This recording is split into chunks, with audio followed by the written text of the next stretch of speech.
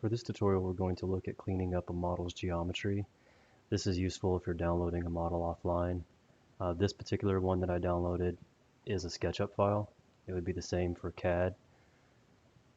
So here it is in Max, and you can see it's not bad as it sits right now. We could simply apply a symmetry modifier to this when we're done.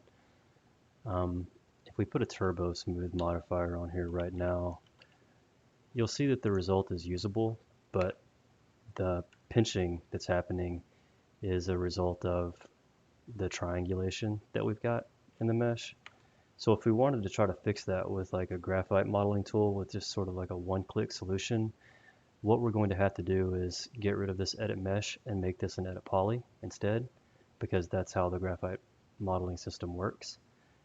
So I'll just delete that turbo smooth modifier for now, and we'll put an edit poly modifier on here to get us started.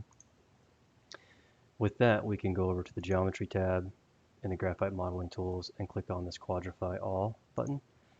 And Max is going to do its best to generate four-sided faces for us. This doesn't always work, but it's a fast solution and it's worth a try. If we put our turbo smooth, I guess I could have left that on there, but if we put another one back on there now and take a look at the result, you can see just how clean the geometry is. Versus if we turn the edit poly modifier off, that's the same result that we would have had we just applied the turbo smooth modifier without it.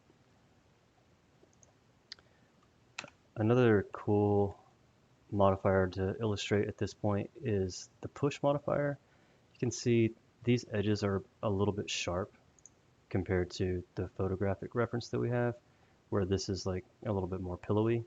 So the way that the push modifier works is it pushes the polygons away from each other based on the surface normals, and it works on a sub-object level as well. So if you wanted to do a soft selection or something like that, it would work. I don't think we need that in this case, so we'll just show the modifier. So that's it pushed to the extreme, but I think it just needs a slight adjustment. And obviously this seam would go away once we reapply the symmetry.